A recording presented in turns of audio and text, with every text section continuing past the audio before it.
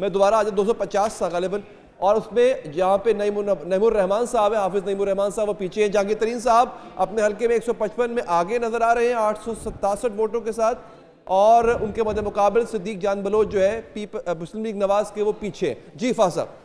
जी, तो मैं ये कह रहा था कि उसमें बहुत सारे हल्के जो थोड़े से कंफर्टेबल लग रहे थे अब थोड़े से टाइट होते जा रहे हैं। अच्छा, अगेन ये शुरू की रिपोर्ट्स हैं, और लाहौर में भी कुछ फाइट्स जो थोड़ी कंफर्टेबल लग रही थी मजीद टाइट हो गई हैं।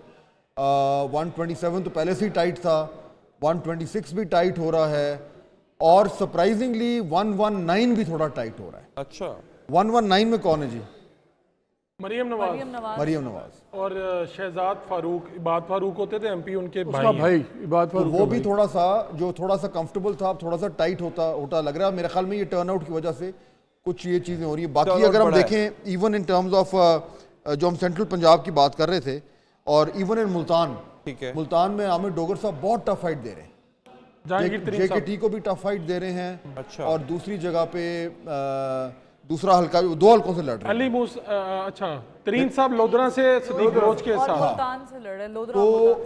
सो बेसिकली जो अभी तक का ट्रेंड आ रहा है वो ये है कि मामलात जो हैं वो अब ये थोड़े लंबे चलेंगे, हो सकता वो है। जो शायद लग रहा था कि फौरन कुछ चीजें क्लियर हो जाएंगी, थोड़ा सा खिंच जिनके पास लैपटॉप से अंदर अगर सर्च कर पाए कि 2018 में टोटल टर्नआउट कितना था। जी मैं बता देता हूँ, 52%, 52%। अब इसको टच कर पाएंगे, सुन लीजिए, 51 था 2018 में, 53 था 2013 में, तो दोनों का जो मजमूआ है वो 52 जो मालिक साहब कह रहे हैं। तो अगर जिस तरह अभी फाह साहब ने बताया कि आखिरी हिस्से में टर्नआउट बढ़ गया था, we might reach to that. ये एग्जैक्टली 2018-13 में भी यही था कि 2-3 बजे तक 30-40% के आसपास चीजें थी, आखिरी 2-3 घंटों में टर्नआउट बढ़ता है, ठीक है, और बिलखुसूस 5 के बाद जो लोग अंदर रह जाते हैं उनकी वजह से उसमें बूस्ट आता है। बिल्कुल ठीक है। फरवा अगेन बहुत ज्यादा बढ़ जाए तो उसके वोट से वो RTS बैठ जाता है, तो ये भी दरमियाना ही बढ़े तो ठीक है ना, नहीं होना चाहिए था। अच्छा, EMS तो वैसे ही पहले काम नहीं कर रहा क्योंकि मोबाइल सर्विस बंद है, अब मेरे ख्याल अब खोल भी देनी चाहिए, काफी टाइम हो गया, अब तो पोलिंग खत्म हो गई ना, अब तो थ्रेट का वो मसला खत्म हो गया, लोग घरों को जा चुके। फरवा योर टेक।